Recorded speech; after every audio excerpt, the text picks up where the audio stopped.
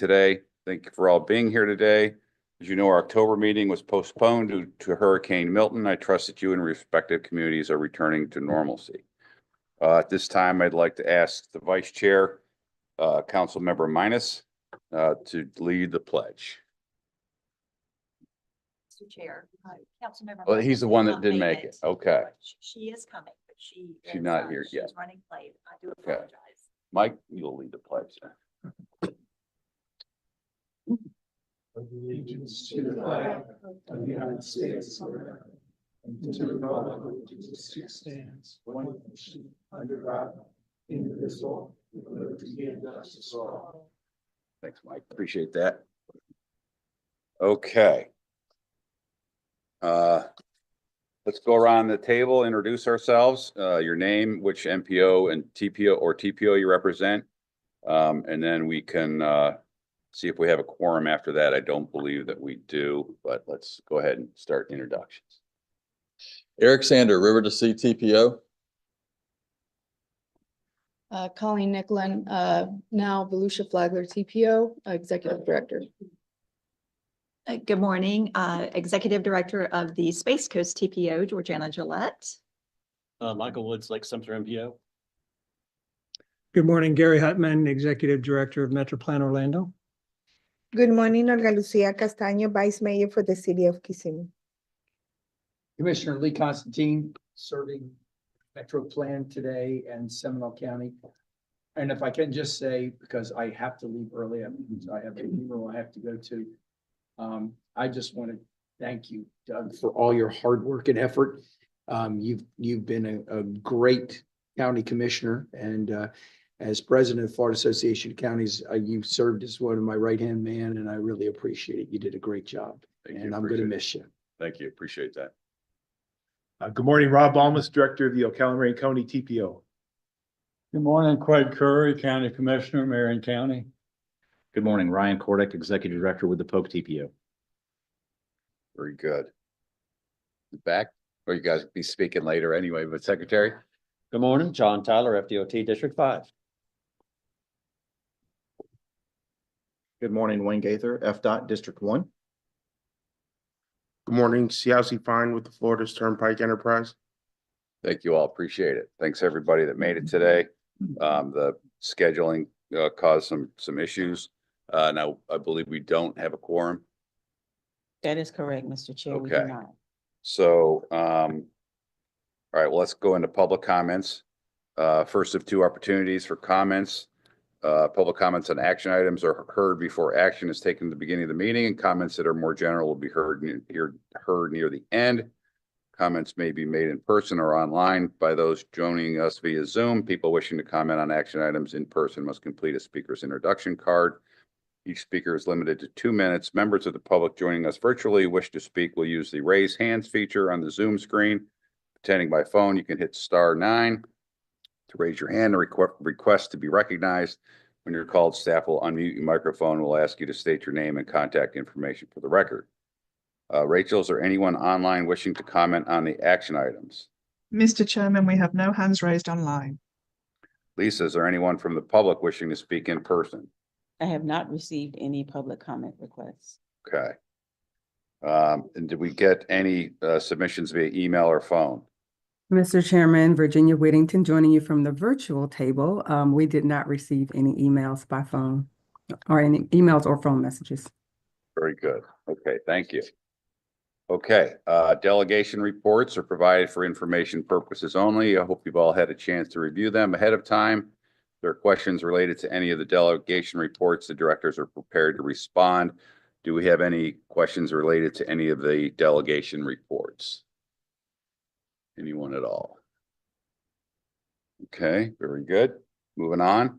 FDOT district reports. Let's hear from the FDOT district. We'll start with District 1, Wayne Gaither. Good morning, Chair, everyone. District 1's report is relatively brief. We've been rather busy with a few storms that we've hit over the past month, I guess it was. Quite a bit of cleanup has taken place. I'm proud to say that we have had a tremendous outturn, not only from the community, but also from our district and our sister districts in responding to that natural disaster. We've gotten a lot of our coastal areas taken care of as far as the sand buildup that came in with the storm. And a tremendous amount of work was done both on the debris pickup as well for that. So much appreciated for all the effort that has come in, not only from the state of Florida, but also from other states as well in responding to those disasters. We're also working on our work program public hearing. That'll be taking place the second week of December between the 9th and the 15th.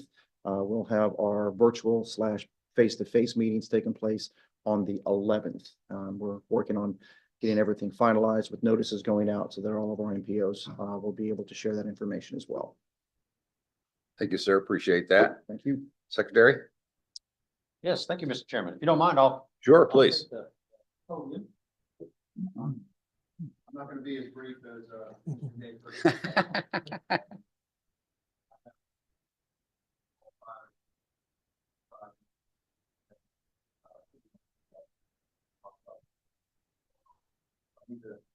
My mic on? Yeah. That's better. So good morning. For those that don't know me, my name is John Tyler. I'm the District 5 Secretary. It's great to see everybody here today. And I think one of the last times that I was here presenting to this board, it was on the cusp of some hurricane response.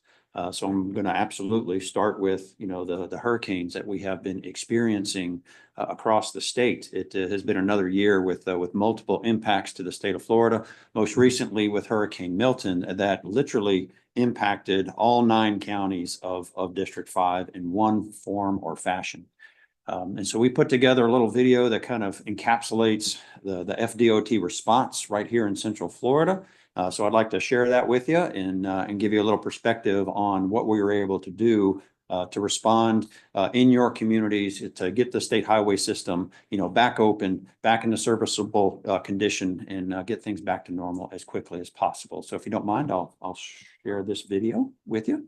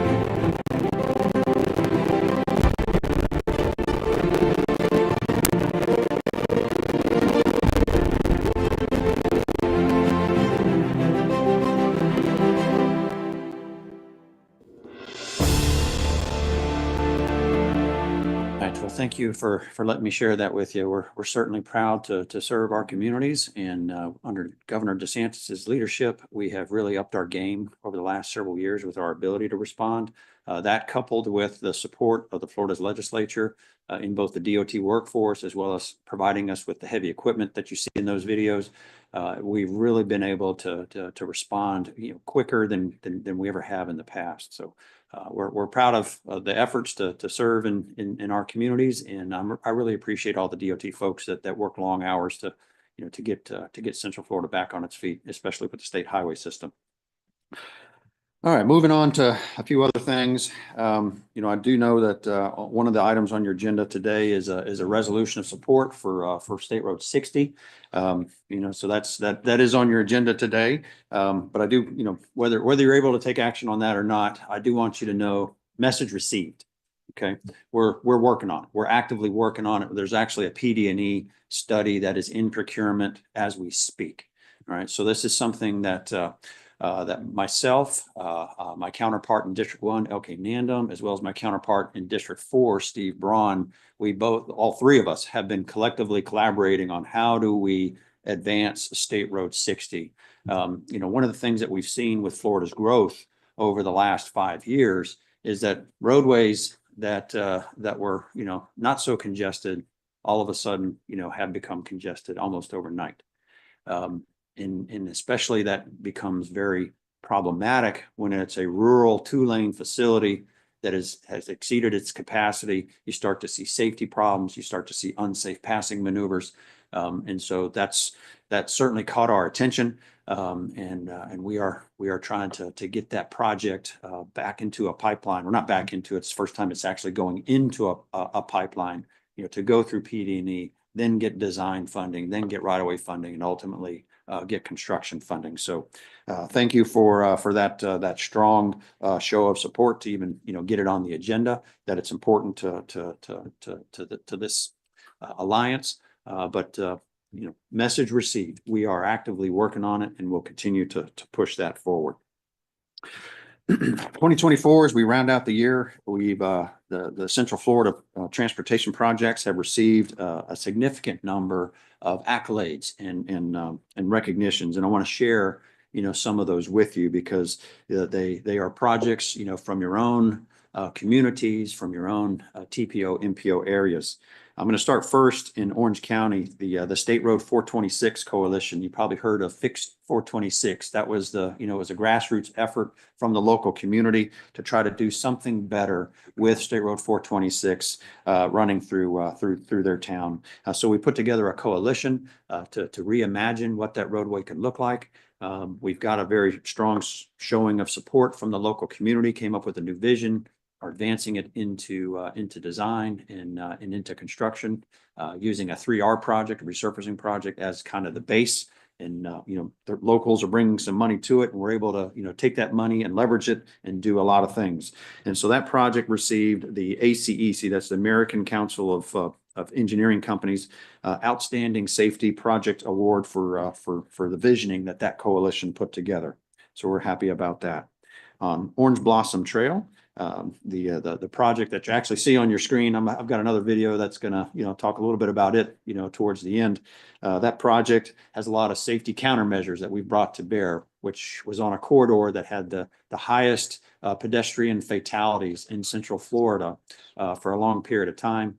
We brought forward as many countermeasures that we have in our toolbox that we could, and that project has made a profound difference with safety along that stretch of Orange Blossom Trail. It became one of the top 12 finalists for the 2024 America's Transportation Awards with AASHTO. Unfortunately, we didn't win. I did ask everybody that I could to vote early and often for that project, because you could vote once a day, right? But nonetheless, we were not able to bring that home. But it was an honor to be recognized as one of the top 12 projects in the country. That was certainly an incredible honor. Shifting gears over to Sumter County on State Road 50, another 2-lane, rural arterial that's being widened to 4 lanes, kind of in the similar vein of State Road 60. State Road 50 that completed its construction from the Hernando-Sumter County line up to County Road 478. That received FTBA, that's the Florida Transportation Builders Association Best in Construction Award for partnering. And the partnering award, that's the one that I value the most, because that's the one that says the DOT, its consultants, and the contractor and the local communities worked well together. They worked seamlessly, all in the spirit of advancing the project. And so if I was going to have an award from the FTBA industry, I would want it to be the partnering award. So we're very pleased about being able to bring that home. And then shifting over to the Lake County and Volusia County line, the State Road 44 bridge over the St. Johns River. We opened that bridge about this time last year. It received the ACEC Outstanding Bridge Project award as well. And if you've been over that bridge, once you're up on top of it, you can see a view that you've never been able to see before. Being that high over the St. Johns River at that location, it's pretty dramatic and certainly an improvement for those communities. Moving over to the Lake and Seminole County line, something that's very near and dear to Commissioner Constantine's heart is Wekiva Parkway. Those projects are continuing to receive awards, and we received one for the Wekiva Section A, which is just on the Seminole County side. And that also received an award from the Southern Association of State Highway Transportation Officials, their transportation awards. So we call that SASHTO. It's the Southern Association of ASHTO for quality of life and community development in the large project category. So that project had again made a profound change on that community, and I think it can be a model for other projects like it around the country. Got a few more. All right, I'm trying to hit all of them as well as all the areas. Moving up to Flagler County, the Flagler Graham Swamp Trail pedestrian bridge that crosses over State Road 100, which was a LAP project that we partnered with Flagler County on. That also received an ACEC Grand Award in the special project category. And if you haven't seen that pedestrian bridge over State Road 100, it's a very unique. It has the aesthetic of it is very unique. I just think it's hard to describe. You just got to see it for yourself, both from the roadway as well as walk across it at night. It's very impactful. And then finally, I'll talk about the Rethink Your Commute. I know you have a presentation from Rethink Your Commute later this morning, but they were recognized for the second year in a row for the Travel Choices and Marketing Excellence Award. So we're very proud of our Rethink program. So thank you for letting me to share those. I am getting close to being finished. I'm going to cover work program, and then I always like to close with safety. So a little bit on work program. I know it's that time of year. Everybody is interested with what's going to be happening with the work program as we move forward. So I want to put a couple of things into context. We are on back to back years, 3 years in a row of price increases across the board. This third year, it's not as dramatic as it has been in the first two, but it was an increase. 3 years in a row, pretty much everything in our program, especially construction, but even right-of-way acquisition, and even engineering and planning services gone up. Costs have gone up. So we have that, to put into context. On an annual, before we go into the work program development cycle, our DOT executive team does something called our program planning workshop, where basically we're setting the stage for what are going to be the strategic priorities for this next work program cycle. And one of the significant things that came out of this year's program planning was the need for additional resources to go towards maintenance and safety around the state. And we take maintenance and safety off the top. We're statutorily required to maintain our system at a certain state, both pavement condition and bridge condition. Costs are rising in that arena as well as our network is expanding. We work on expanding our network every single year across the state. It's getting bigger. There's more to maintain. It's also getting more complex to maintain and operate. The technology that we have across the state with ITS, the road rangers and the RTMCs, the regional transportation management centers, all of that coordination to make that state highway system and the interstate system be as efficient and as safe as possible. It requires resources to do that.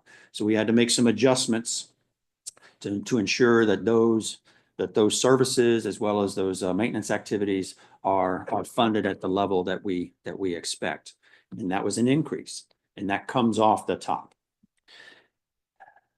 Then the third thing is we went through a revenue estimating conference, which is part of our process to try to determine what's going to be in that 5-year funding outlook. And that revenue estimating conference, it's a series of economists from the different state agencies. They get together and they decide what are we going to establish as the revenue projections, especially within the field in the field of transportation. And we got a little bit of a haircut. All right, it was very small in the grand scale. It was about 0.5%, but it's a haircut. Right? It's not an increase.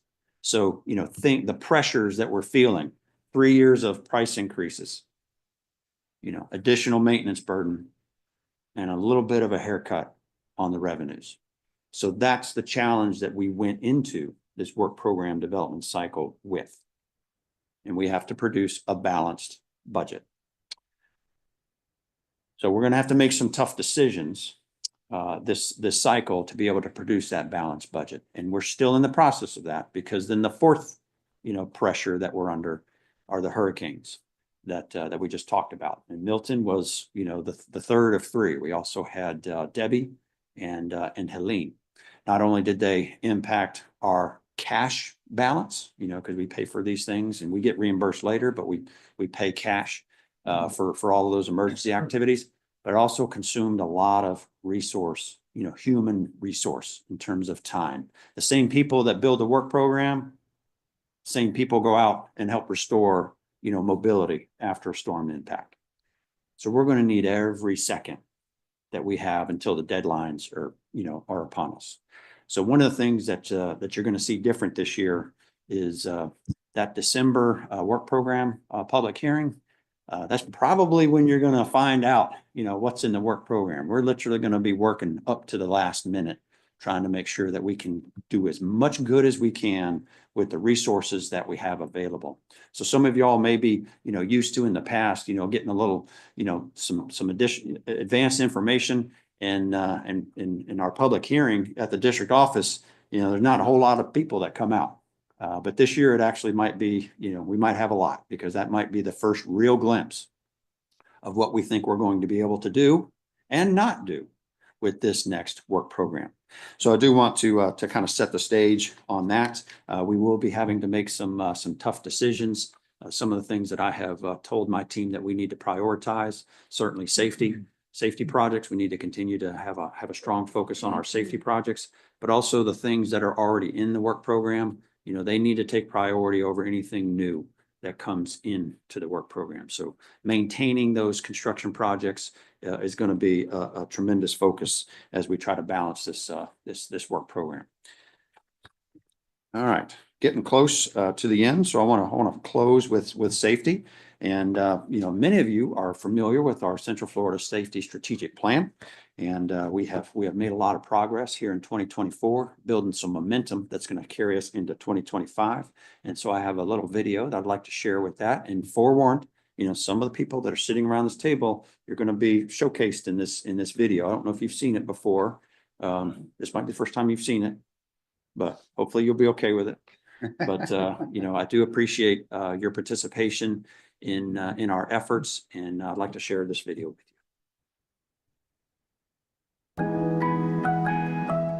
Getting to zero is going to take all of us coming together to make our roadways safer and improving road users' behaviors. FDOT and its partners are focused on changing that behavior and reaching the goal of zero fatalities and serious injuries on our roadways. In Central Florida, specific efforts are underway. In May of 2024, 230 people from over 50 agencies and advocacy groups came together to support Getting to Zero and to release the Central Florida Safety Strategic Plan, which has been developed through workshops in the previous 9 months. The action-oriented 5-year plan identifies opportunities to develop safer streets and change behaviors through collaboration between partners in the 9 Central Florida counties that make up District 5. If we are moving in the same direction and are unified in our efforts, I think it's just a lot more powerful. And I think that we really have a strong shot at getting closer to zero fatalities and serious injuries. The momentum of the Central Florida Safety Strategic Plan is being pushed by the Central Florida Safety Steering Committee, which is made up of elected officials and partners from the 5 MPOs and TPOs, 9 counties, and the cities within. The plan focuses on these 3 core areas: increased collaboration, think beyond infrastructure, and continued focus on safety. District 5, under Secretary Tyler's leadership, is providing a platform for collaboration, exchange of information, and to get some goals down to try and reduce these traffic accidents. The Central Florida Safety Steering Committee will meet 3 times a year to discuss the action steps and help guide them. In addition, a Central Florida Safety Summit will be held each May and will bring together representatives from around Central Florida. I think it is a great opportunity to share best practices, ideas with other communities, and also say what is working best for us and how we can move the area forward. To learn more about the Central Florida Safety Strategic Plan, visit fdot.gov/D5Safety. Let's keep working together until we get to 0. Thank you again for letting me share another video, and Georgiana, thanks for the cameo on the video, and Commissioner Curry, thank you for being a great participant in this process. Served on our panel at the inaugural Safety Summit, and agreed to serve on the Safety Steering Committee. I'm really, motivated in you guys. We came forward with this idea of what if we kind of got together and collaborated on safety, pulled all of our resources, all of our synergies together, and everyone absolutely said, yeah, let's do that. And that's been extremely cool to see everyone coming forward and the participation that we're seeing across Central Florida for this effort. So I'm really looking forward to where we're going to go in 2025. But I did want to share that with you. And with that, Mr. Chairman, I am done, and I'm ready to answer any questions. Appreciate that. Very, very thorough report. And rebuilding a road that's washed out in 5 days is pretty amazing, right? And we can't go about our business until those roads are fixed. So I really appreciate that, as well as everything else. Any questions for District 1 or 5 from the board? Got one over here? John, excellent presentation. Good to see you. I have heard that the legislature is looking at a surplus this year in the budget. So do you think that some of the loss that you've had in federal might be made up in the state's budget? That's certainly a possibility. I did want to end it a little bit change. Yeah, we're still. Well, and thank you for that sentiment, because I don't want to end it on doom and gloom. But I do want us to be realistic, that we do have to balance the budget. So this is, and we have to present a budget to the governor first, and then the governor presents that proposed budget to the legislature, and then they take that up. And so the process is, we prepare a budget that's based on the revenue projections that we have available at the time, and we produce a balanced budget that we submit. And then it's the prerogative of the legislature. That is their job, is to establish what we're going to spend money on in the state of Florida. So they can certainly, take that governor's recommended budget, which includes the work program, and decide to, to supplement it, decide to, to reduce it. They can take funds from general revenue surplus, which they've done in the past. They can decide to impose new revenue sources, which they've done in the past. They can divert existing revenue sources, which they've done in the past. So they can do all these things, as you know, and they will be taking that up this spring. So I certainly don't want to try to predict or tell them what they should or should not do. They will do what they believe is in the best interest of the state. So what we're going to try to do with this programming cycle, again, we're focusing on maintaining the commitments that we've made already. That's what we're going to focus on, maintaining the commitments that we've made. Before we take on new commitments, we need to maintain the commitments that we've made. So what that's translated another way, it's going to be very unlikely that new expensive projects are going to be in the work program this cycle, at least in the Central Florida work program. But it's not doom and gloom. Commissioner. Mr. Secretary, with the hurricanes and other headwinds that you've had, has that affected the timelines of moving Florida forward, those 20 projects at all? That's a great question, Commissioner, and absolutely not. It has not. And so, I'm responsible for 4 of those, and we're absolutely on target.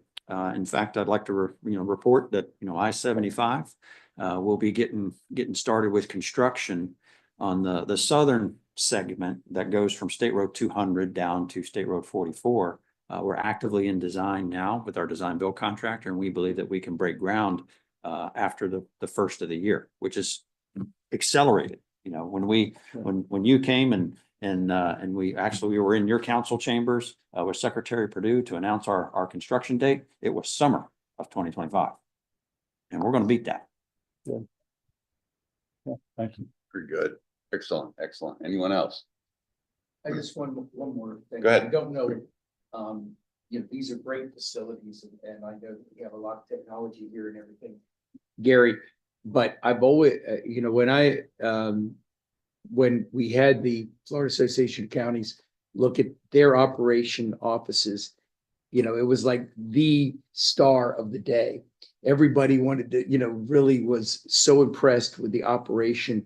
And a lot of those pictures came right from the televisions that they have over there. If there's any chance that this board could ever consider having a meeting there, I think that might be a real education opportunity, knowing that, you've got this great setup and it's always hard to go on the road.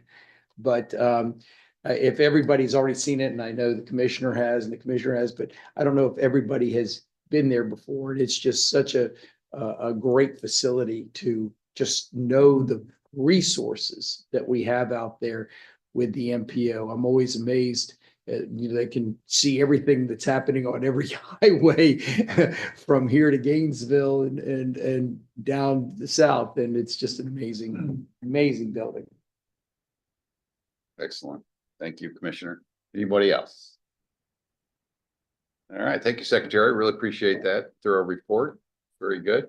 Mr. Fine with the Turnpike Enterprise.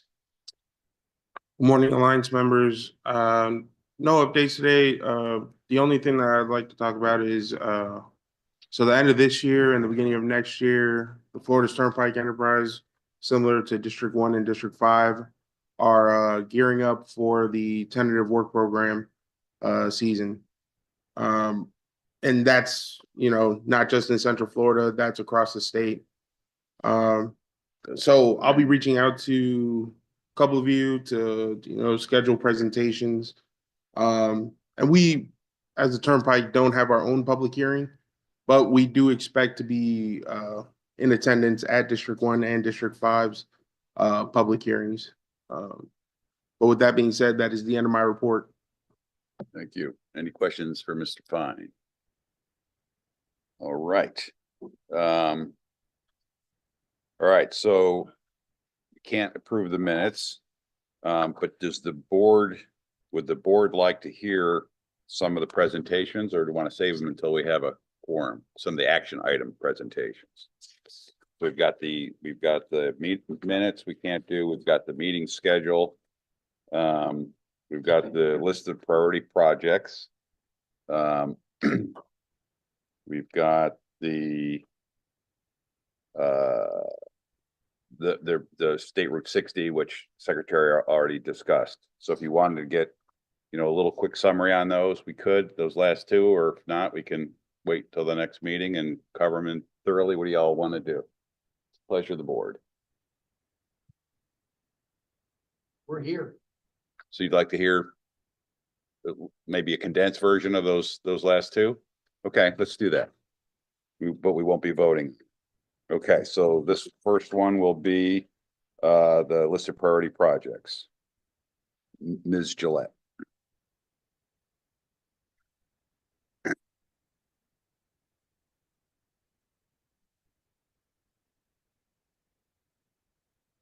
Oh, thank you, Mr. Chair, Alliance members. It is always a pleasure to be here and give you an update on the regional priority list of project priorities. And I will make this a very condensed version.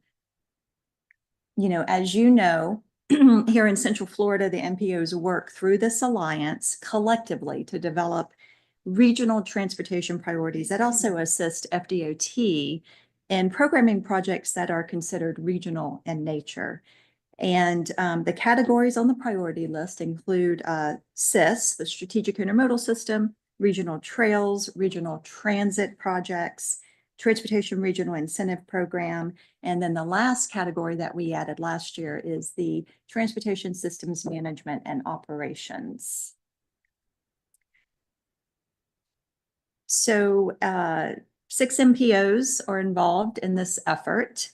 I need to update the map because Flagler County is a new county under the Volusia-Flagler TPO that will be added to our region. And here are the dates of the board adoption for the priority list. After each MPO has taken action and sent their list to DOT, we work together and we meld the 6 priority lists into a regional list. And that list is included in your agenda package. So this is the list of trip projects. There was a fully funded project in Metro Plan Orlando. The Ocala-Marion had a deletion of a project. And then the Polk TPO had some updates as well. County Road 557, the widening, construction is partially funded. There was also an update for North Ridge Trail, a new 2-lane road. Construction is partially funded.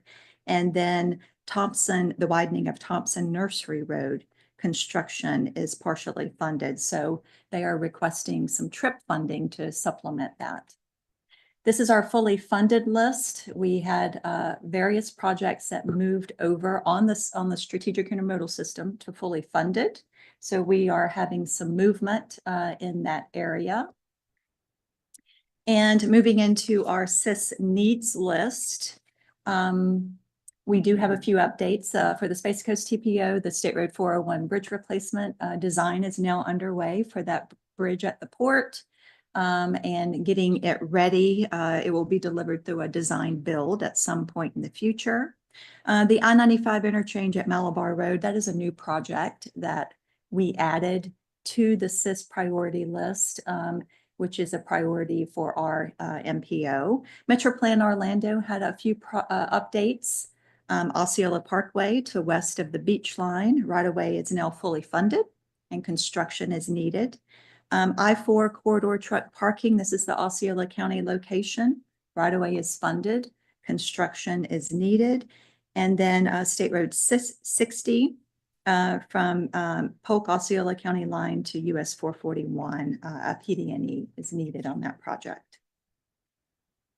The Volusia-Flagler TPO, I-4 at Dirksen Drive, PD&E and design is needed on that project. And then there were 3 new projects added to the list. I-4 corridor truck parking. This is westbound Volusia. I-95 at State Road 40 interchange. And I-95 at State Road 442 interchange. PD&E is needed on that project.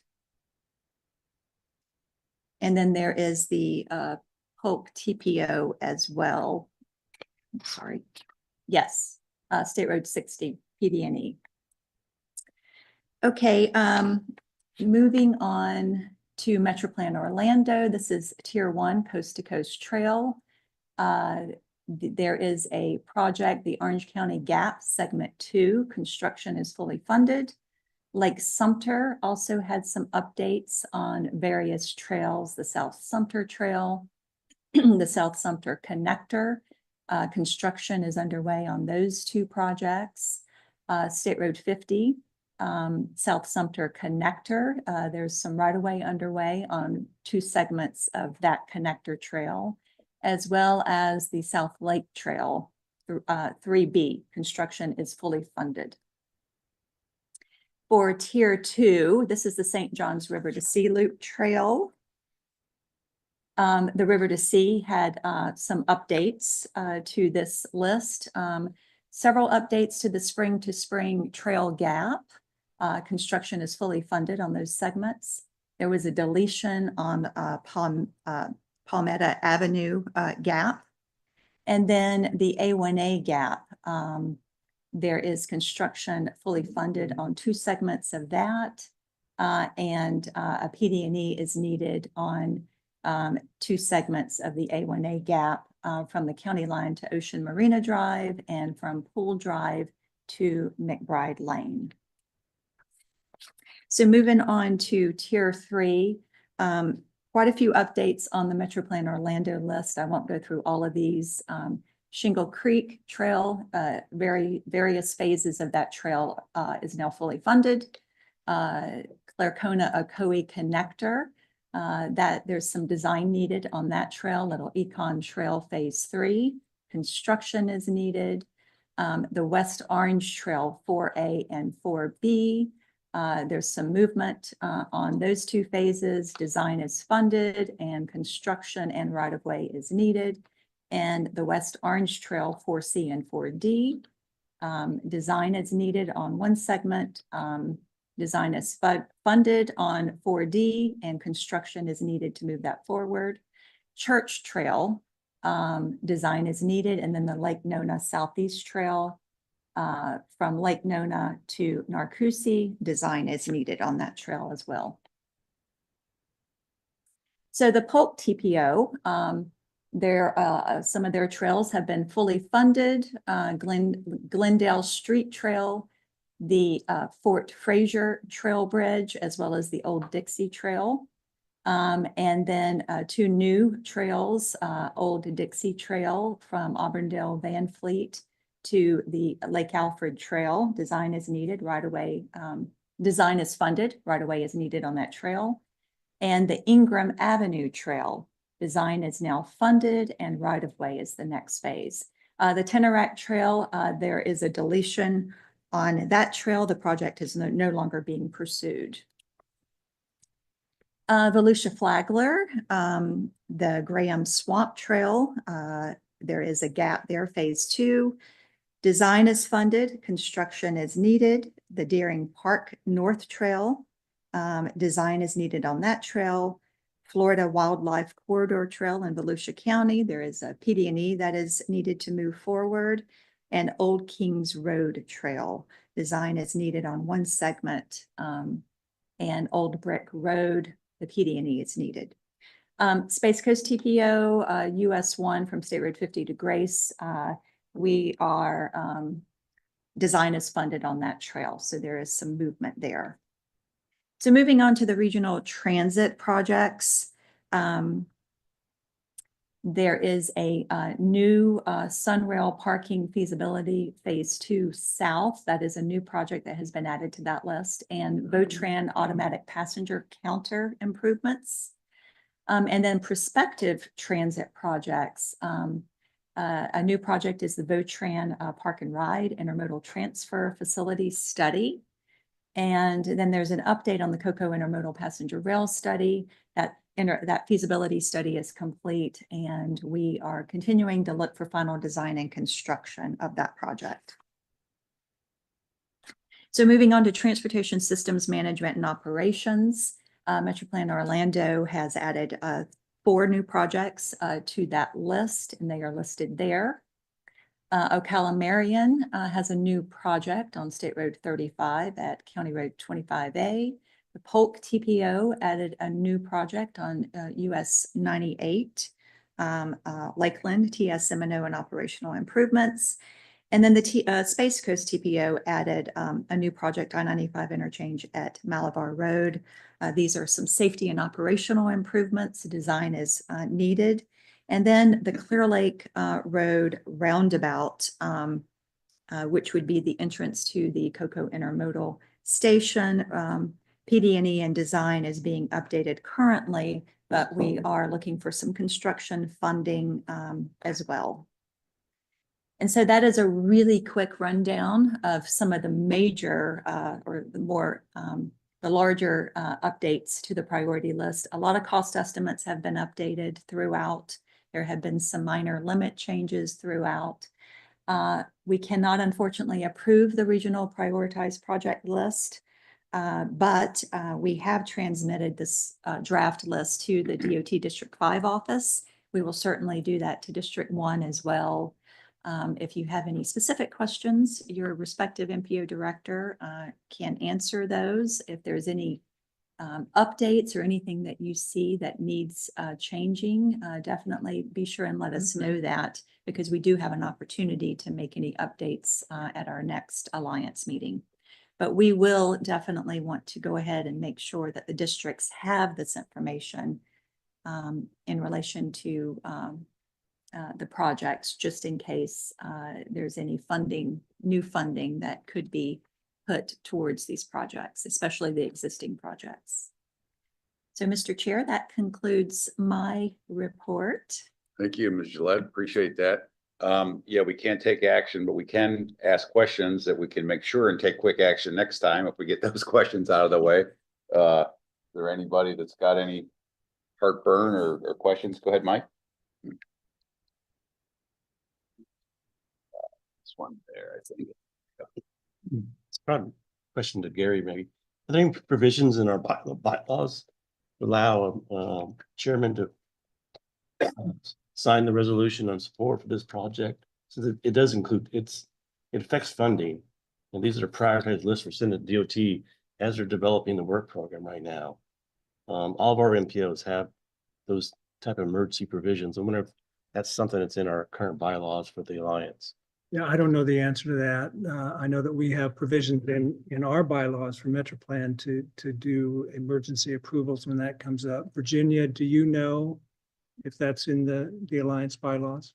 That provision is not included in the bylaws for the Alliance. However, as Mike stated, each of the respective MPOs have already taken action on their respective lists. This is a comprehensive list of all the MPOs and TPOs. So to Georgiana's point, I think we can go ahead and send this forward to the DOT as a draft, and then the Alliance come back and take action on it at its next meeting. That sounds fair. So it's a, basically formality, right? That just needs to happen, but we're all in alignment. So I think we're good to go. Anybody else? Awesome. Thank you so much. Appreciate it. Okay. Now we've been talking a little bit about 60, so let's talk about that some more. And that's going to be Mr. Kordick.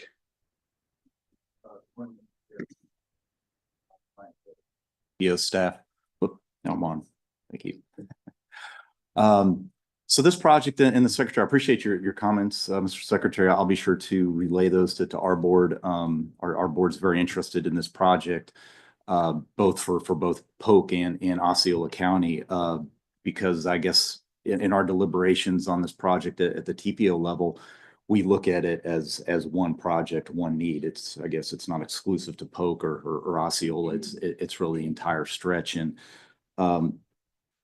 what's shown here is just a picture. This is actually in Osceola County looking towards Polk to give you a little bit of an idea what this road's like in case you haven't driven it or been on it. It's a little bit unique in that, we just approved regional priorities, for the whole area in East Central Florida. And you look at all those projects, without being intimately familiar with all of them myself, I know that probably the lion's share of those are roads that in each one of your counties have level service issues. They're failing, or we know that they're going to fail in the future. In other words, they're sorely needed. Not that this one isn't sorely needed, but it's a little bit different approach. When you look at this, you might look, well, why are we talking about widening this road? What's the problem out there, Ryan? And again, I'm going to get into that in my presentation, but it's a little bit unique in that the level service, from a level service standpoint, it's fine out there. Long range forecasts in terms of traffic projections show that this road should be fine out into the future, at least for some foreseeable years. But what the issues are or a lot of the topics that we've already talked about today, things like hurricane evacuations, certainly safety, as well as another topic I'm going to get into in just a minute as it relates to freight traffic on the corridor. The other thing that we did at Polk when we crafted our resolution at the Polk TPO, we were thinking regionally. Again, something that wasn't exclusive to Polk, but look at the entire corridor, and this map shows that the entire corridor essentially from coast to coast. And for the lion's share of the corridor, State Road 60 from Clearwater Beach to Vero Beach, most of that is multi-laned, at least 4 lanes. I believe there's sections in Brandon that are probably 8 lanes. But we have this one 2-lane section on State Road 60 again, and that's between County Road 630 and Polk County. This is far eastern or southeastern Polk County and extends really through southern Osceola County, ending at US 441 or about where the turnpike crosses it. And again, our resolution is advocating for a widening of the road, and I'm going to get into some of the details behind that. We've already talked a little bit this morning. Again, it was good to see the District 5 video and as well as Wayne Gaither's comments. Some of the efforts that have taken place in District 1 DOT as it relates to hurricanes. This is State Road 60 here in Polk at the Kissimmee River. But just a couple things to point out. We've had a lot of hurricane evacuations. Some of these are the largest in the history of our country, any kind of evacuation.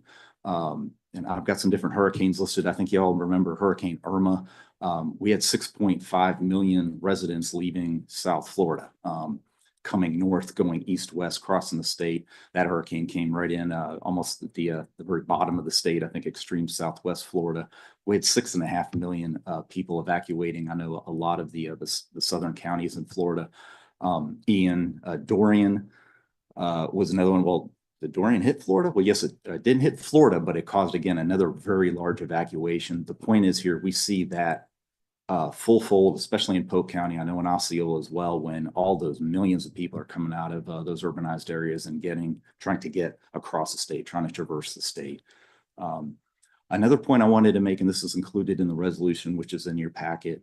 When you look at the peninsula of Florida and you're looking south of Interstate 4, there's really only 4 major corridors on the strategic intermodal system, SIS as it's called on this slide, south of I-4.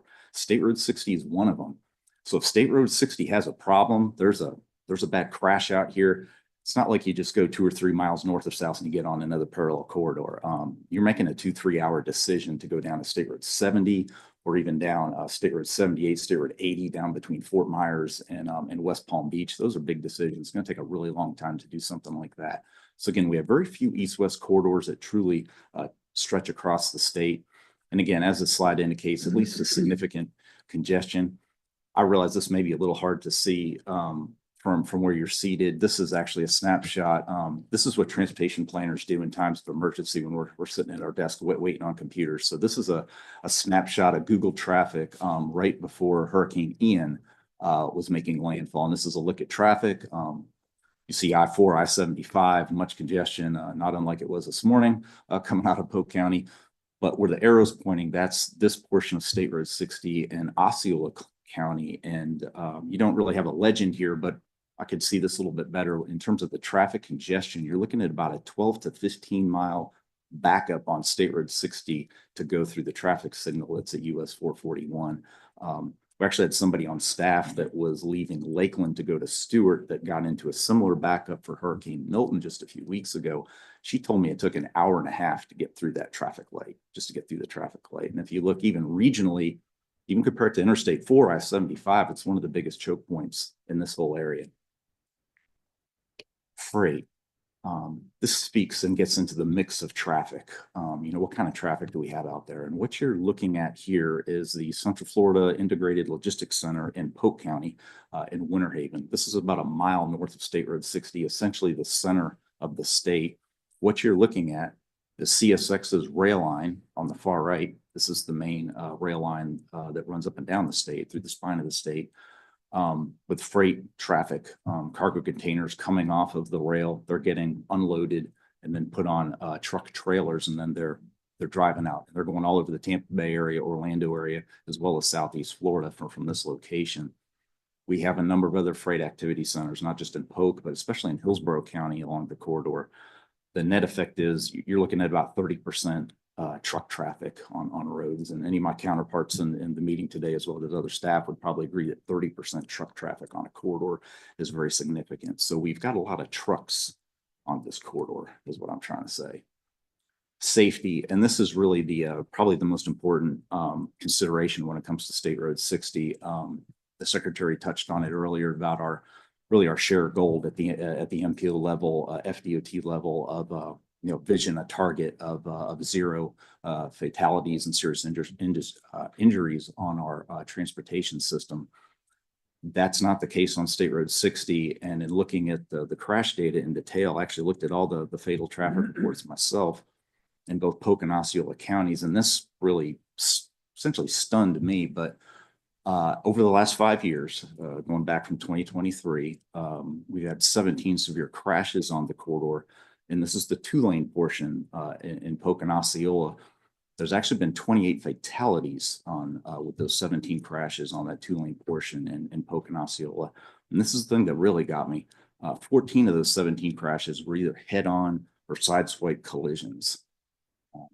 This is a picture of one of those crashes, and this is not included in the data. This was actually earlier this year in April, and this crash spurred a significant discussion that about a week later at our MPO board meeting in April.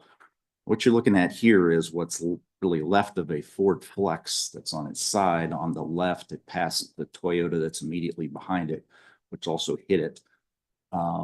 And then that Ford Flex hit the F-150 on the right. That was a head-on collision. The only survivor was a 3-year-old toddler that was sitting in the backseat of the F-150. So we've had another, I know in Polk, there's been an additional head-on crash earlier this year as well out on 60. I can't speak to what's happened in Osceola this year.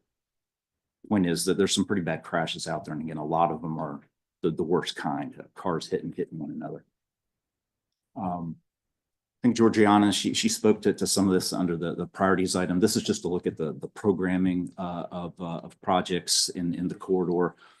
These are reflected in your priorities that we essentially just proved. And again, the Secretary spoke to some of these. The point is we either have PD&Es or we're seeking PD&Es, but those subsequent phases, designs, right away, construction, and so on, so we can actually implement some of these improvements. That's the real need, and essentially what we're advocating for in our resolution. One of the things I did want to point out, and it's shown in red on this map, and that is the eastbound and westbound passing lanes that are currently programmed in Osceola County.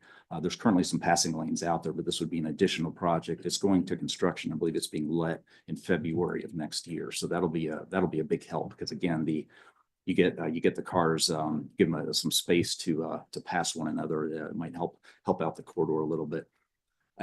Along those lines, what I really need to point out, if you're not familiar with the corridor, you have no stop signs or traffic lights from Yeehaw Junction, really at the turnpike 441, all the way till you get into Lake Wales. I don't know what that distance is. It's probably close to 50 miles. So cars get used to a very high rate of speed. Again, this is rural, it's 2-lane. They get kind of that in that passing mode, and you've got a lot of that situation happen. And there might be a slower driver or truck. We have a lot of that. So you get large platoons of traffic on the corridor. Again, without any stop conditions, so you get these large platoons. There's a lot of passing taking place. Finishing up here, try to speed this up in the interest of time. This is again what's included in your resolution, and is essentially what the resolution is advocating for. Again, it's recognizing some of the key things that I've just highlighted about the corridor, the safety, the regional nature of the corridor, state, across state traffic and travel movements that are happening, as well as the need for capacity improvements. Again, this is the 27-mile section in Polk and Osceola County.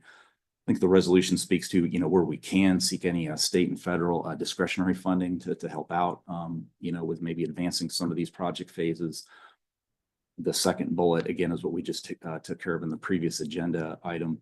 Don't know why it's bold here. I didn't intend for that, but I haven't talked yet about the Florida National Scenic Trail. And just quickly, we all have bicycle pedestrian committees or trail committees at each one of our MPOs, and Polk County is no different. And when we were discussing this at our TPO, a few members brought up, "Hey, Ryan, did you know that this portion, this bridge right here is a really important crossing of the Florida National Scenic Trail. This is a hiking trail that extends from the Keys all the way up to Florida's Panhandle, comes right through this area. This is where the crossing takes place. That's the picture behind all the text. As DOT's looking at this, you know, the bridge, they're going to be doing a design as part of it. Hey, could we look at what it would take to maybe include a sidewalk as part of this project to make it a little safer? Because right now, those hikers are right out in the travel lanes, essentially at 60 crossing the bridge. So that's also something referenced in the resolution. Mr. Chair, that really sums up my presentation. I'm happy to answer any questions you or the other members may have. Excellent presentation. Great demonstration of the need, I would say. Any questions again, so that next time this comes back around, it's a slam dunk for the board. Anybody have any issues with it? All right, I think good. Thank you so much. Great, thank you. Appreciate it.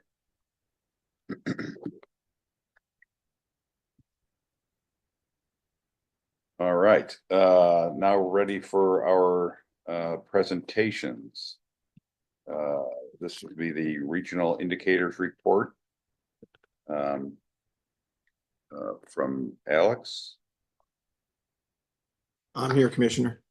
Thank you. All right. Good morning, everyone. Again, this is an information item, a status update, but also something to note, something the Alliance, a product of the Alliance, that it's been produced almost for a decade now. So it's seen different iterations, but it's been tracking trends. It's been looking at transportation, demographic, and other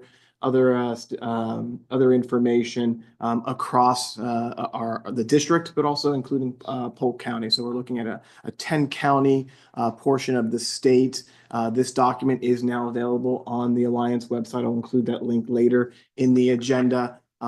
Many of your MPOs produce a state of the system report or some form of a tracking the trends document as part of your system's performance or state of the systems reporting. This is very similar, a compilation of a variety of data sources, some from our partners at the DOT, others from other state departments, including Department of Revenue and others. But it's really a compilation of a lot of different data sources to really provide a snapshot of what our region, our super region looks like today, but also including some forecast projected data to add some context to this process. But again, this is an Alliance product, and I'm here just to kind of give you tease a little bit today to get you to take a look at the full report in and of itself.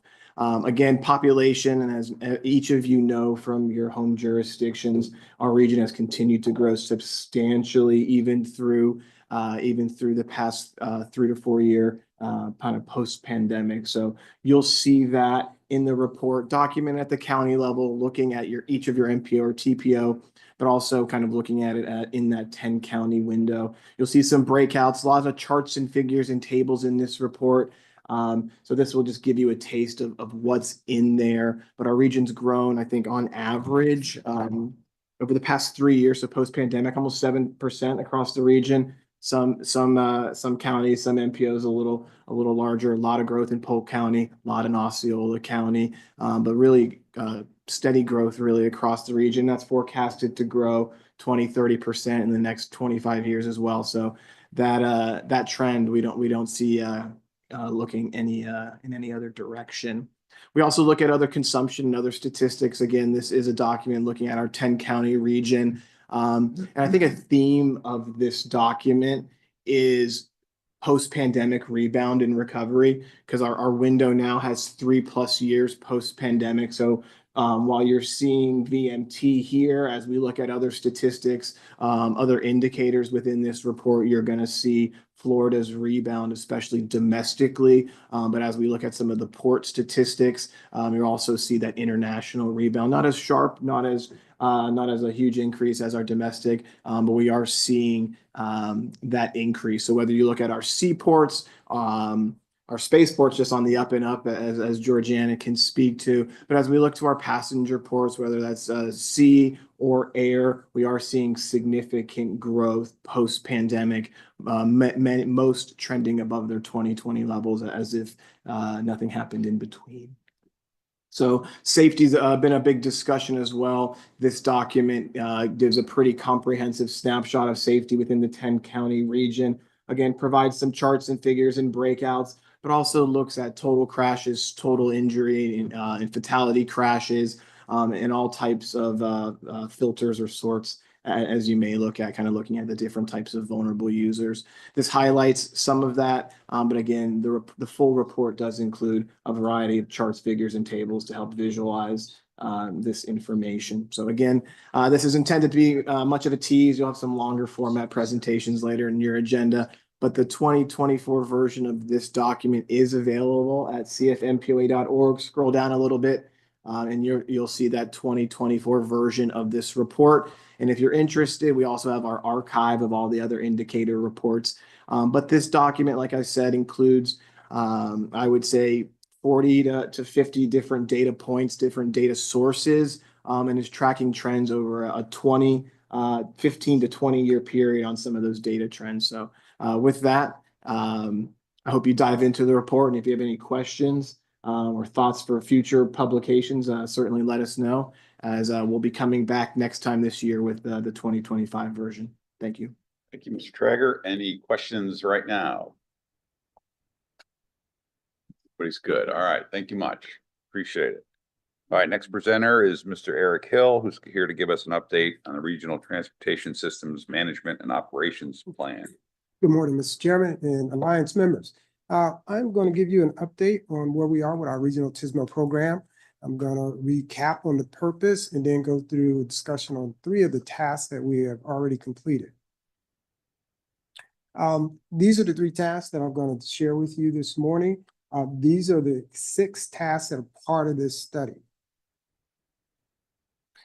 Stakeholders, you see your logo there. In addition to that, we have Federal Highway Administration, part of our team, of course, the Department, Turnpike, Expressway, and then THEA from over in the Hillsborough, Tampa area as part of the stakeholder group. Now, we started this effort over 2 years ago, and it started out informally. And it started out with a discussion on making it the I-4 corridor consortium. But as we started having discussions in the region, we started to get interest from beyond the I-4 corridor because it connects I-75 and 95. So they're impacted by a lot of traffic and congestion. And we've done this through an MOU. We've had an informal working group. And most of this work we've been doing has been informal. The work, however, has been identified and recognized over in the Tampa, Hillsborough area for the work that we've been doing, the collaborative effort that this has resulted in. We received an award last May for this work. The good-looking guy on the right, that's me. Tanya Gorman is the lady in the middle. And then Jeff Kramer from Center for Urban Transportation Research is one of the principal investigators on the work we're doing right now, along with Kimberly Horn. So talk about vision and refining the goals that we're working on. I'm a big fan of Simon Sinek, and I don't know how many people have read his book, Start With Why. I did, and it impacted me. So I like to use that when I do work. But we wanted to start with a vision and understand what we want to do. So we've done that working through the working group and stakeholders. And we've compiled a summary of documents related to TSMO from the MPOs as well as the other departments. We've done interviews with each of the stakeholders, and we want to refine the goals and objectives to align with organizational visions that you have, but reflect emerging opportunities in TSMO, and then apply that to the decision-making process the MPOs make. So the working group, with our research team, they've compiled 39 documents. They've reviewed them and identified instances or areas where TSMO is discussed. And you see the list of the agencies and then the number of documents that they've identified, at least the reference to TSMO. Doesn't mean that there's anything else going on, but there is some reference to TSMO somewhere in these documents. So we use this kind of like as a baseline. And so that helped us with answering that question, why should we have one? That, along with the interviews that we've conducted, brought us this information. We want to educate our policy boards. We want to share the benefits of TSMO. TSMO addresses those non-recurring congestion issues, not the ones that are recurring, non-recurring. We want to help prioritize TSMO in the project development process, collaborate, of course, with the department because the department has been a leader in this area, and we want to leverage the work that they've been doing. Earlier, Commissioner Constantine spoke about the Transportation Management Center at District 5, which is a wonderful facility, and I do think they can accommodate a meeting this size there. But it's an opportunity to see what information, communication, and technology can do for safety, congestion, and reliability, as well as mobility. But we also want to encourage innovation in emerging technologies. Now, innovation, what we're doing in terms of a regional collaborative effort amongst planning agencies here in Central Florida is innovative. And I'll speak to some of the work that Qatar has done with peer analysis around the country where they tried to identify regional efforts like this. Now, most of them don't involve MPOs. They involve mostly the state DOTs and some private sector, but nothing as innovative as what we're doing here. So what role would this play? Provide a roadmap for planning for TSMO. Again, leverage support and investment, knowledge sharing, looking at grant opportunities. There are a lot of discretionary grants that look to TSMO. The most recent one's the Congestion Relief Program that came out this past year. We had some discussion with FHWA about this grant. The only thing about this, because we believe that this was a good fit, but it was looking at just urbanized areas, and we just didn't match up as well. But we've had some discussions with them, and if they continue this grant program, we want them to kind of, allow or at least expand what they mean or expand the opportunity for an entity like we're proposing here to apply. Collaboration, FDOT, of course, and then consistency across the region. And what do we believe are the important characteristics? Champions. I always say that is the secret sauce in Metro Plan Orlando's recipe for TSMO. We have had champions on our board to advocate for the use of technology, information communication, and how we improve mobility in our region. Strategies, performance and outcome. Using data that can be developed or collected to report on how well we're doing. Identify TSMO in the project design phase. As you're developing projects, capacity projects, consider how TSMO can help or leverage that development. So that process or that phase of this work, we've come with this vision, and that is to collaborate, a collaborative regional partnership that leverages the individual and combined strengths and members to maximize effective TSMO planning. The goals are the coordination, collaboration, partnership, advocacy, education, support. That's one is education is what we kind of started with when we started this effort, is to educate boards on TSMO.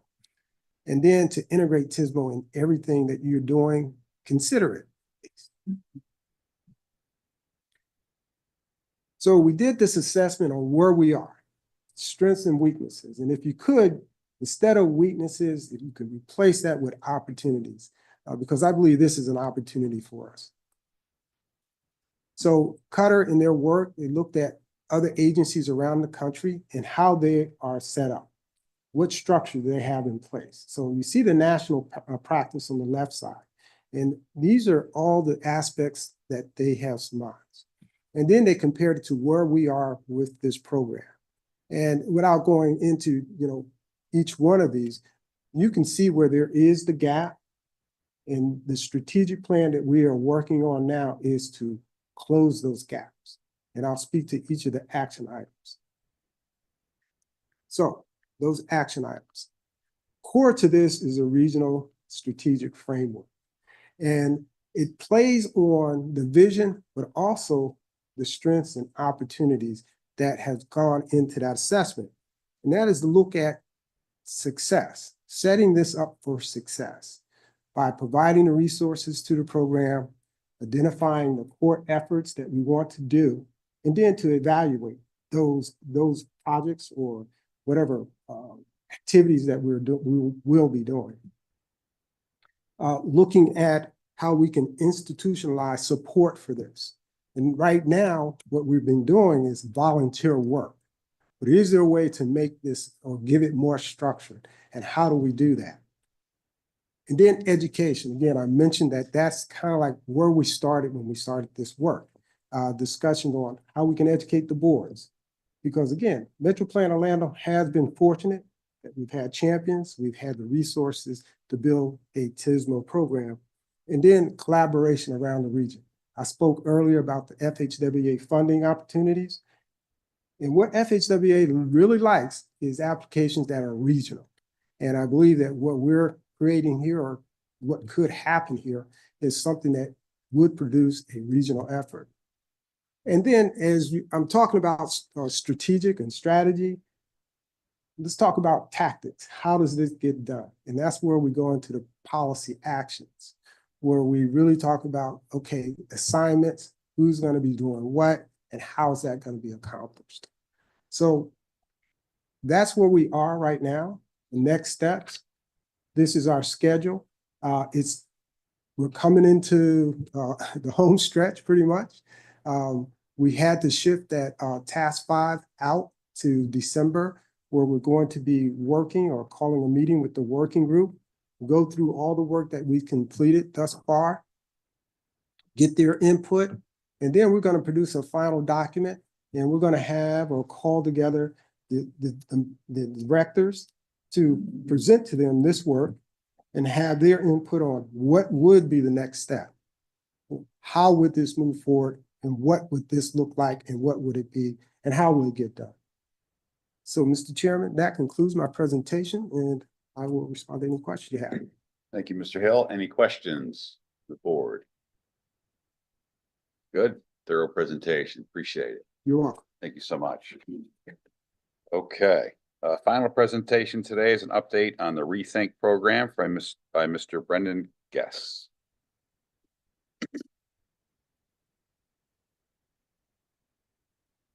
Good morning, board. I'd like to thank the MPO Alliance for having Rethink here to present to everybody. I'm here instead of Joe Santiago Mercer today because she's feeling a little under the weather, so I'll be giving the presentation. So I have a quick agenda of the things we'll go over in the presentation, just so you get an idea. We did go through a strategic planning, heard a lot of strategic planning stuff here today, so it's good to know that it's being done. All right. So first things first, why do we have Rethink Your Commute? The DOT has a policy saying that we'll consider or participate in activities to help mitigate traffic congestion. The policy considers the use of transportation demand management, or TDM strategies, in all studies, plans, and programs. The policy further states that the department will encourage and promote single occupancy vehicle trip reduction. So Rethink Your Commute helps to provide existing transportation resources to commuters to help provide low-cost alternative options to alleviate traffic for commuters, and also encourage drivers to try other modes and to help reduce peak hours of traffic congestion. So we do this by aiding commuters, promoting a variety of transportation modes and travel options, and encouraging people just to explore other modes of transportation. And we do this by moving people through the built environment and offering a safe, efficient travel options. So what we offer here at Rethink Your Commute is the use of promoting our mobile app that helps you find a match for carpool or vanpool according to where you live, work, and your schedule. We will work with employers to develop employer-based programs to reduce outreach at community events, to work with individuals for assistance with trip planning, and we promote and provide incentive programs such as our reimbursable ride program. It's also an emergency ride home program for commuters willing to switch their modes and log their trips. One big main focus that Rethink Your Commute does is employer outreach. And there's a lot of reasons to work with Rethink Your Commute. We offer our service to all employers at no cost. And for that price, we develop a point of contact at the company and help them identify the types of benefits that will help their organization the most and will promote the services via electronic means such as providing newsletters, promotional items, posters, and rack cards at their offices, or by coming to the work sites and promoting services in person. It's up to the employer how they want us to move forward. We're just there to support every single one of them. So some of the major employers we work with and have built relationships with over the past 10 years that our program has been around are listed on the screen here. All right, and beginning in this year, we revamped our employer outreach strategy to continue to build those partnerships and bring more employers into the program. So we do this we broke up District 5's 9 counties into 3 different regions and have a designated representative, an employee outreach specialist that helps in those counties. It allows us to reach the counties that we haven't been able to before, such as Sumter Lake and Flagler County, and give attention to all the counties equally. Also, we have a lot of fun doing our commuter outreach events. It's not for everyone, so we know that, alternative commuting, whether it's taking the bus, carpool, train, is not for everybody. But, if we can get someone to switch maybe 1 or 2 of their trips during the week to riding Sunrail or taking the bus or carpooling with a friend, it can reduce peak hour traffic congestion. So we engage with the community and find what works best for them, help them plan their commutes. And we also go to employers and we meet people where they are employed. We hold table loading events at health and benefits fairs. We partner with local organizations to attend events, and just wanted to show you some of a couple pictures that we had over the last fiscal year. Stakeholder outreach is a big part of the Rethink Your Commute program. These are some of the stakeholders we work closely with in our community to enhance and bring awareness to the program. Rethink Your Commute works with advocacy organizations such as Bike Walk Central Florida, our MPOs and TPOs, regional planning councils, public and private transit providers, local municipalities, and employers to build relationships and enhance transportation in our community. Listed here, you can see why we want to coordinate with MPOs and TPOs. There are some shared goals and opportunities between Rethink and the MPOs and TPOs. We want to ensure that the best use of available resources, share data and metrics, performance indicators, and coordination of outreach initiatives, strategies, and promotional efforts. So what is our return on investment for implementing the Rethink program here in District 5? As we can see, since the program started, we had a total of over 16,000 members join Rethink Your Commute. Our ride matching app platform has about 64% matching rate with people who can carpool. We reduced vehicle miles traveled by over 1,291,000, and this is data from fiscal year 23-24. We saved our commuters who joined our program about over $800,000. We've been in the community doing 20+ outreach events. We've held 120 employers and stakeholder meetings. And in the fiscal year, we've added almost 1,400 new members to the program. In addition to that, we reduced over 66,000 single occupancy vehicle trips from our members. So to get a little bit of an idea of what our members are tracking their trips as, we have the biggest one as transit. Most of our members take transit, followed by carpool, and then also drive alone. We track drive alone trips to encourage behavior change, and they still get points, but just not as many points as they would if they're tracking their transit and van pool trips. So as mentioned, not all of this happens as an accident. Our strategic plan was our first initiative here in District 5 to create our idea of where we want to move forward in the future for the next 5 years. It's a 10-year framework, and it'll be updated every 5 years, kind of along the lines of the transit development plan schedule. And as I mentioned, this is our first strategic planning effort here since Rethink has been established. The plan includes a vision, mission, and goals to help collaboration of our regional partners. Our mission statement sums up Rethink program quite well. It's to help make informed decisions on travel, promote travel choices, and connect people to local resources and support transportation options for all our commuters.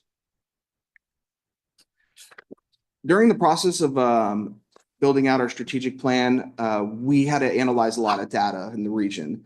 And to do this, we built an online tool through Experience Builder that helps gather all data from all our counties in our region to better understand it. So we have employment, population, commute characteristics, transportation systems, and travel patterns. This really helped drive our strategic plan. We also did forecasting out into the future based on census data. We do have this available for any of the members that would like to use this data to show, to kind of correspond with your programs. So if you have a need, please reach out to me and I'll make sure you get access to this program. Now, one of my favorites is Rethink Your Commute's retro art campaign. Art's very important to the promotion of services because the use of color and information combined need to inspire confidence and action. The objective of Rethink Your Commute Retro Arts campaign is to convey the potential benefits of alternative transportation that commuters might not otherwise consider. Additionally, the campaign was designed to reflect classic Florida landscapes and highlight the unique communities in District 5. As you can see here, the woman riding the bus is on the Space Coast with a shuttle launch or a rocket launch. And then we have one here in Orlando promoting micromobility in front of Lake Eola. And then our newest one is our carpool poster, people enjoying a nice conversation as they carpool to work. These are also very adaptable. So we were able to put them on a billboard at the Claremont Park and Ride there off of US 27. As you can see, we have our carpool, encouraging people to carpool. And then also we have Park and Ride here with the lady on the bus, but instead of the rocket, we adapted it to be a seaplane because Lake County is the seaplane capital of the world. And we put some boats in there too. So it's very adaptable. Also, we had one of our major pushes was our program for the Rethink Your Commute Crane Rides campaign. It's a fully electric autonomous vehicle shuttle pilot serving the public in the Uptown Business District in the city of Altamont Springs. Secretary Tyler mentioned an award that Rethink won. We've won that award with this campaign. So rethinking the future. We're coming up on the future and into the next fiscal year we are currently in. We're going to continue to grow the employer outreach program, implement our employer pass program, which provides bus passes, transit passes to people who use pre-tax benefits to get their bus and train passes taken out of their paychecks. But that often doesn't happen until about 4 weeks after they start their new job. So we want to provide them with that first month transit pass so they can be able to start taking their trips right away and not have any financial burden on that. So that's one of our priorities. We'll continue to build our relationships with our MPO and TPO partners and expand access to transportation for all commuters. And thank you very much for having us here today. If you have any questions, I'm here. We also have our contact information on the board above. And then my colleague, Teresa Haran Muller, is here to help answer questions. Thank you. Thank you so much, Mr. Guest. Yeah, that's obviously we can add capacity all day long or try to, but if we could, reduce demand, better yet. I saw you had the Lake Express, got a new route up to Fort Commerce Park. So it's like, why would you drive to go then get in a Kroger vehicle or a Amazon delivery vehicle? So if you can get there some other way, it's huge. So appreciate that. Okay. Any questions for Mr. Guest? Awesome. All right. Thank you much. Good luck with that. Thank you. We need that program. Big time. Okay. Let's see what else we have. All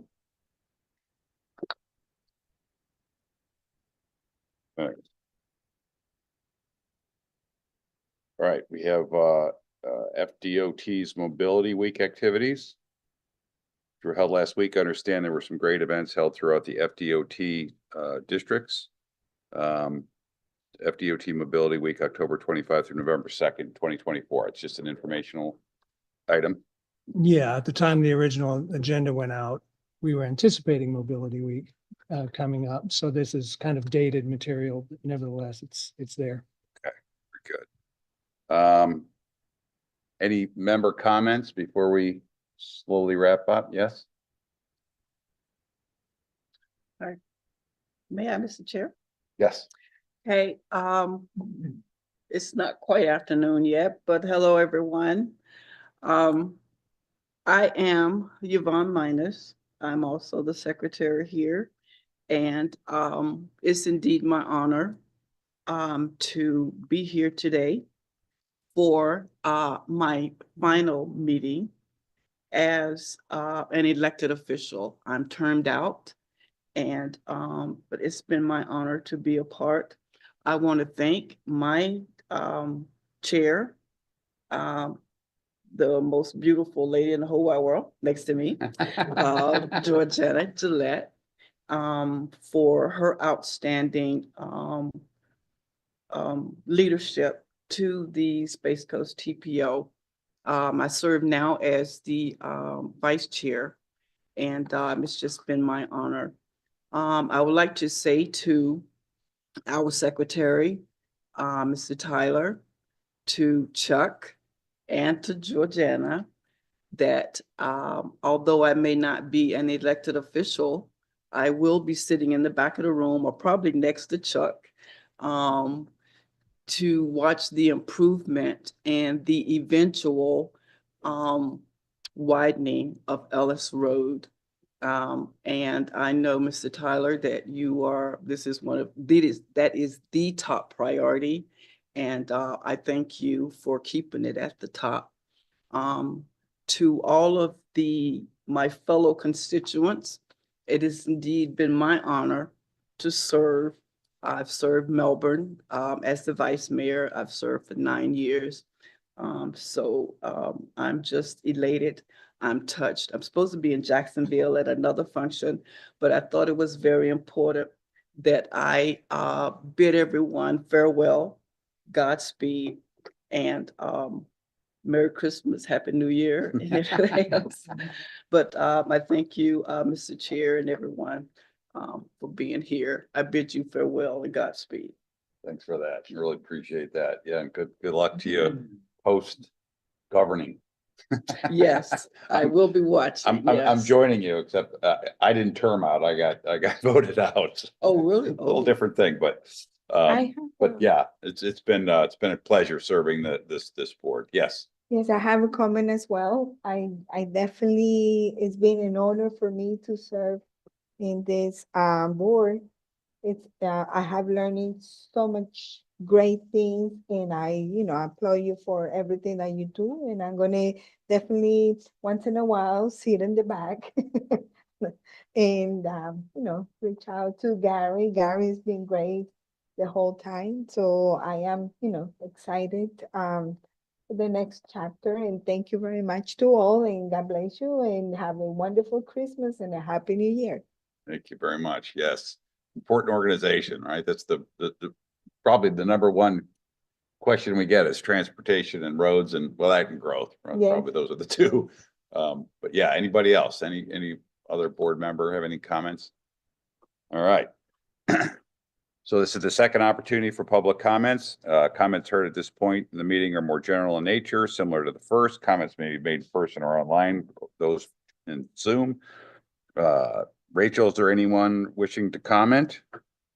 No hands raised online, Mr. Chairman. Okay, Lisa, anybody in person? And none in person.